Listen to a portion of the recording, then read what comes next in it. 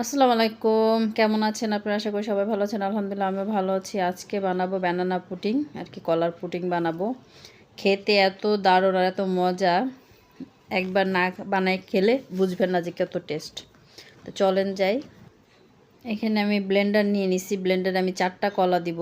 আমরা অনেক সময় অনেক কলা আনি, খাওয়া হয় না। আমার বাসায় এরকম হয়, এখন কলার দাম কম আছে এইজন্য আমার বর বেশি বেশি করে কলা আনে।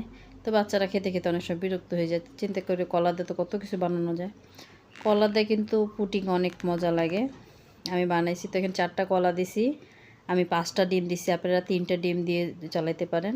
এখানে আমি প্রায় 2 কাপের মতো দুধ দিছি। আমি এখানে অর্ধেক কলডেক্স মিল্ক দিব। আপনারা চাইলে মিষ্টি যে যেমন খেতে পারেন, অনেকে অনেক বেশি মিষ্টি খেতে পছন্দ করে, তো আমি অর্ধেক দিয়েছি। তো এখানে দিয়ে আমি পুরোটা ব্লেন্ডার করে নিয়ে আসি। যে স্বাদ মতো একটু লবণ দিছি, এখানে ব্লেন্ডার করে নিছি। তো এখানে আমি ক্যারামেল বানাই নেব আর কি চিনি দিয়ে। তো চিনি এখানে আমি প্রায় 2 টেবিল চামচের মতো চিনি নিছি। তো সামান্য একটু পানি দিব। একটু পানি দিয়ে দিলাম যেন সুন্দর চিনিটা গলে ভালো করে হয়ে যায়।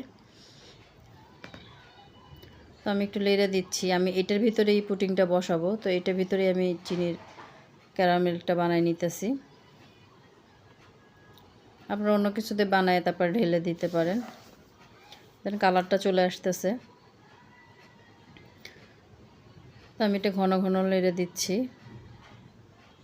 এটা কিন্তু হয়ে গেছে, কালারটা দেখেন। আমি অলরেডি চুলাটা বন্ধ করে দিছি, তারপর গরমের হয়ে যাচ্ছে। এটা একটু ঠান্ডা হওয়ার জন্য রেখে দিব। এটা ঠান্ডা হয়ে গেছে, তো এখানে আমি এটাকে ছাইকে দিতেছি আর কি, যেন একটু আস্ত কলা টলা থাকতে পারে। আপনারা না ছেঁকেও দিতে পারেন, তো ছেঁকে দিলে ভালো। দেখেন এগুলো ছিল কলার, পুরো মিহি হয় না তো ব্লেন্ডারে। তো আমি এখানে পুডিংটা বাটিতে দিয়ে দিলাম, ডিমের যে এটা বানাইছিলাম পুডিং। তো এটা আমি কড়াইতে দিয়ে দিছি। এখন পানি দিয়ে দিলাম পরিমাণ মতো। তো এটা ঢাকনাটা ঢেকে দিব। তো আমি এটা চড়াইছি 8টা 22-এ, আর নামাইছি আমি 9টা বাজে। তো বেশি সময় লাগে না, এটা হয়ে গেছে তাড়াতাড়ি। তো দেখেন নামাই ফেলছে। আমি এটাকে এখন উঠাই নিব। তো চারিপাশে আমি ছুরি দিয়ে একটু ছেড়ে নিতেছি, নাহলে ভেঙে যেতে পারে। আপনারা অবশ্যই এরকম করে ছাড়াই নেবেন। দেখেন আমি একটা প্লেটে ঢেলে নিছি। কালারটাও যেহেতু সুন্দর, মাশাআল্লাহ। খেতেও যে কলার পুডিং খেতে যে এত মজা, আপনারা না বানায় খেলে বুঝবেন না যে কলার পুডিং এত মজা। অবশ্যই বানায় খেয়ে দেখবেন। দেখতেও যেমন, খেতেও মাশাআল্লাহ অনেক ভালো।